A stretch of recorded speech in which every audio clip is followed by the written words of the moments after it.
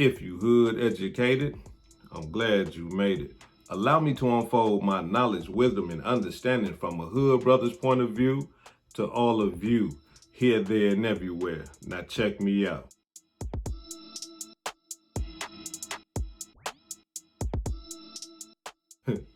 Boosie got another bond, right? Now I'm going off his Twitter page. I'm going off what Boosie is saying, right? Now, for those of you who know before that, Boosie got a bond, but the prosecuting attorney, filed a motion to deny the bond. And Boosie came out swinging, saying that, the prosecuting attorney came out there singing his song, talking about wipe me down, and you know what I mean, looking at him evil and stuff like that. And hey, look, you in his arena now. You know what I mean? You in his arena now. Now, my thing is this right here, right?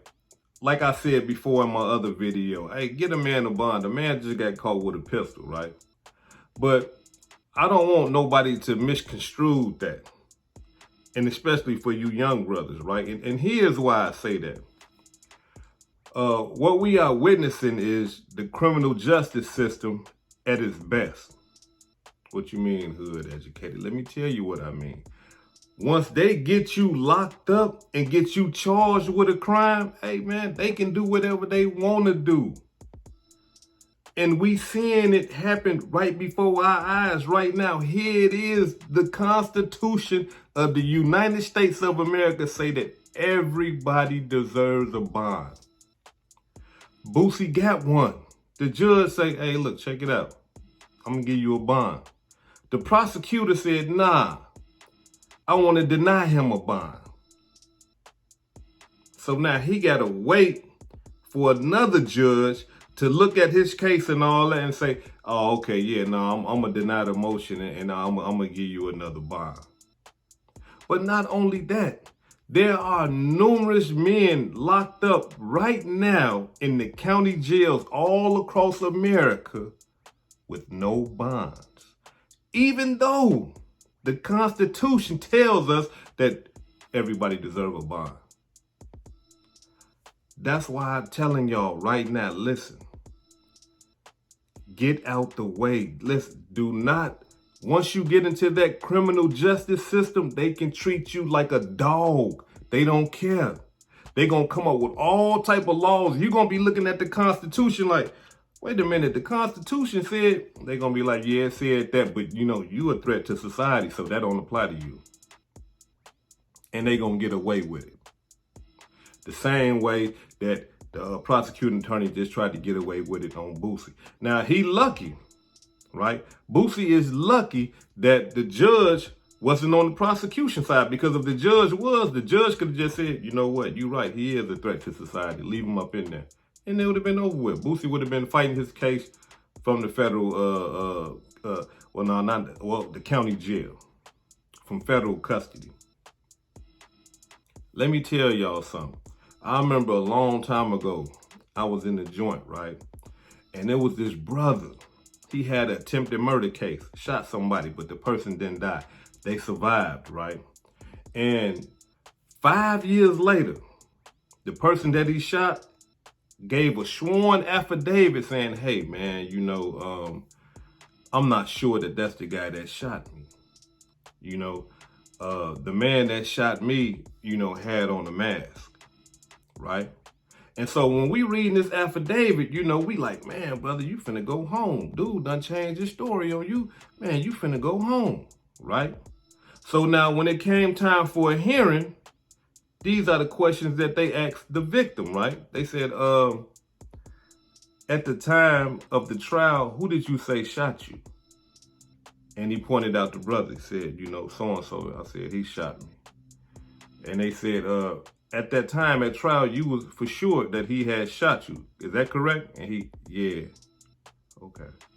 And now today you are saying that you're not sure about that. And he said, yeah, because the guy that shot me, had on a mask. They asked him, okay, then why did you say that he shot you then? If the guy that you said had on a mask, why did you point him out? He said, because that's who I believed who shot me. And they asked him, but now today, You're not so sure about that. And he said, yes. The brother come back to the joint because, he had to go back down to the county, to have that evidentiary hearing. He come back to the joint. He, breaking everything down to us. We like, bro, you finna go home. You finna go home. Nah,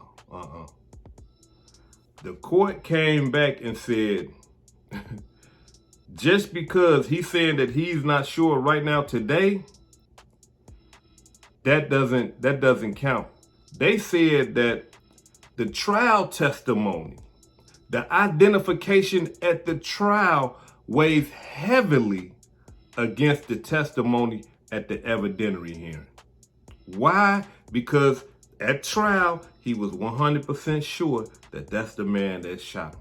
But at this evidentiary hearing, I don't know, the guy had on the mask, and they said that's not enough. The victim, the main key witness against this brother, came back and said, man, I don't know if that's the guy that shot me. And they would not overturn that case. Let me tell y'all something, man. The best thing that you can do is be on the right side of the law. Law abiding. As soon as you break the law and you get into that criminal justice system, they play you how they want to. They gonna play you how they want to.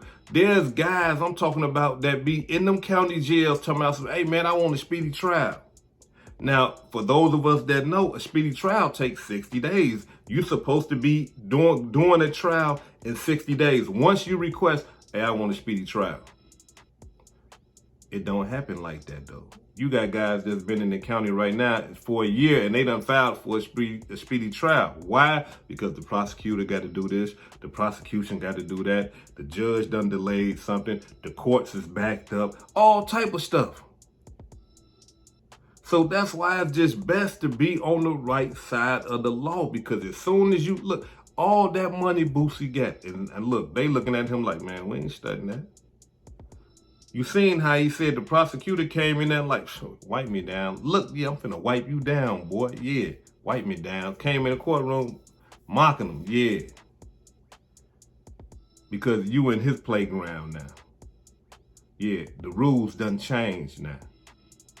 So we got to understand something. And I'm talking about this is very, very important.